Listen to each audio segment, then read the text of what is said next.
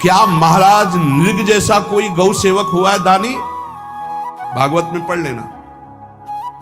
करोड़ करोड़ गायों को, करोड़ों गौशालाएं थी, एक दो नहीं। इसलिए कह रहे हैं करोड़ों शब्द कि आप उसको कहो ज्यादा ना समझें। पृथ्वी के कोई भूमि के कण गिन सकता है, बारिश की बूंदे गिन सकता है, लेकिन महाराज नृग की गौएं जितनी दान की गई वो गिनी नहीं जा सकती थी, ऐसा वर्णन आता है। अरबों अर्बुद गौओं की सब स्वर्ण से अभिषिक्त करके ब्राह्मणों को दान करना। इतने बड़े गौ सेवक, इतने बड़े दान करने वाले, एक चूक हो गई, ना दान लेने वाले तपस्वी ब्राह्मण की गाय किसी अन्य ब्राह्मण को दान कर दी। और वो ब्राह्मण ने जब गाय देखी, बोली मेरी गाय चुरा ली। बोले महाराज नृग ने दी। महाराज नृग से कहा मेरी गाय है, तो उनका गौशाला में आ गई होगी, तो में देते हैं आप अपनी गाय। बोले मैं प्रतिग्रह नहीं लेता। जिसने दान लिया था उसने कहा गाय यही लेके जाऊंगा, तो उनका आप गाय छोड़ दीजिए, आपको 10,000 गाय देते। बोले नहीं लूंगा। बस अनजाने के अपराध ने गिरगिट बना दिया था, कुएं का गिरगिट। पर भगवान बड़े कृपालु हैं, गौ सेवक थे, इसलिए गोविंद द्वारिकाधीश जी ने उनका उद्धार किया। सब साधन का फल है अच्युत भावना से युक्त होकर, भगवत भावना से युक्त होकर निरंतर भजन करते हुए सेवा परायण रहो, चराचर जगत की सेवा परायण रहो। भजन करना ही सबसे बड़ा परम धर्म है। हम सब सेवाएं करें जगत की, लेकिन अंदर से राधा राधा राधा, गोविंद गोविंद गोविंद गोविंद, आनंद आ जाएगा। तन से सेवा करो, मन से भगवान के चिंतन, मामनुष्मर युद्धते, भगवान के चिंतन में रहो। सेवा और व्यापार में अंतर होता है। गौ सेवा के बहाने से धन का जो दान लेना है और उसका अपने में प्रयोग करना, मैं पितरों सहित नरक जाना है, लिख लो। गौ सेवा के बहाने से दान लेना और उसका अपने परिवार के सुख में पैसे का प्रयोग कर देना या अपनी वासनाओं की पूर्ति में लगा देना। आया गौ सेवा के लिए और आप प्रयोग कर रहे हैं गाड़ी घोड़ा नाना प्रकार के सांसारिक भोगों में, तो लिख लो पितर सहित तुम्हारे नरक जाएंगे, क्योंकि गौ सेवा के लिए आया है। गौ सेवा का धन सिर्फ गौ सेवा में ही लगना चाहिए। आप गौ सेवक है, दूध पान कीजिए, रोटी खा लीजिए, लेकिन गौ सेवा का अर्थ आप अपने वासनाओं की पूर्ति में, अपने मनोरंजन में या अपने मन के संकल्प भावना में नहीं पूरी कर सकते। गौ सेवा के लिए ही पूरी कीजिए।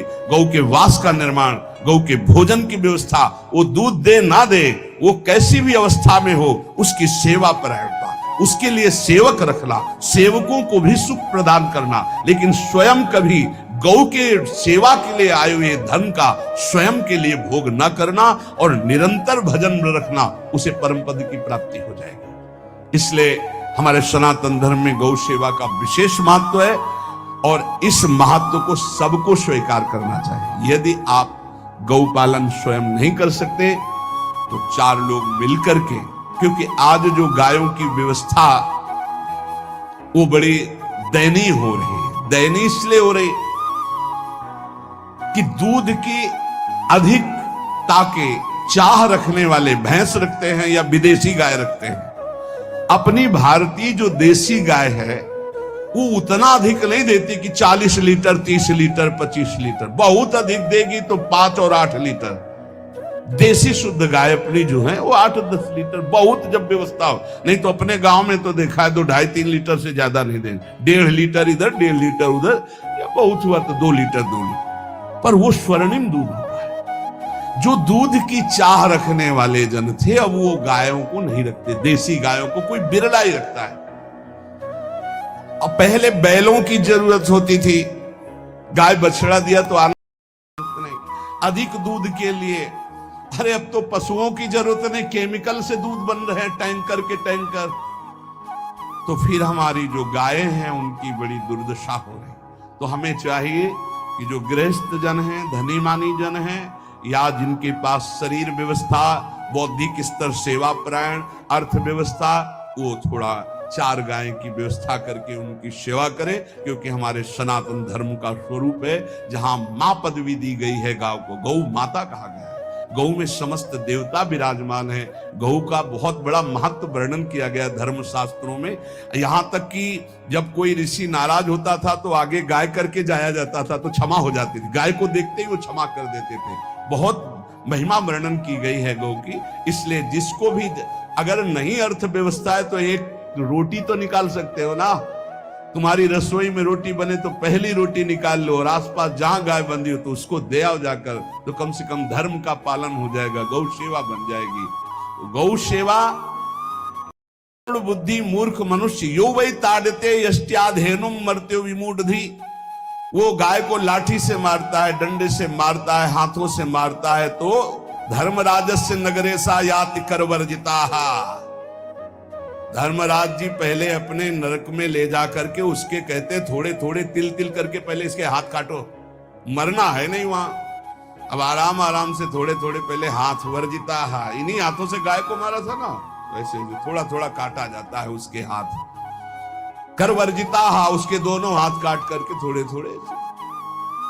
यो वै दंसान वार्यति तस्य पूर्वे कृतार्थ कहा नृत्यंत सवादिस्मास्तरिष्यति भाग्यवान। जो गौ के शरीर को स्नान कराता है, गौ के शरीर को कीट आदि से मच्छर आदि से रक्षा करता है, और खूब अच्छा अच्छा पदार्थ गौ, केवल दूध के लोभ से नहीं, ये हम गौ सेवा की बात कर रहे हैं। ये कि नहीं वहां 10 लीटर दूध देती तो हाथ फेरो, जब दूध नहीं देती है तो चारा भी ठीक से नहीं दे रहे, और उसके ये स्वार्थी हो, गौ सेवा का बात नहीं।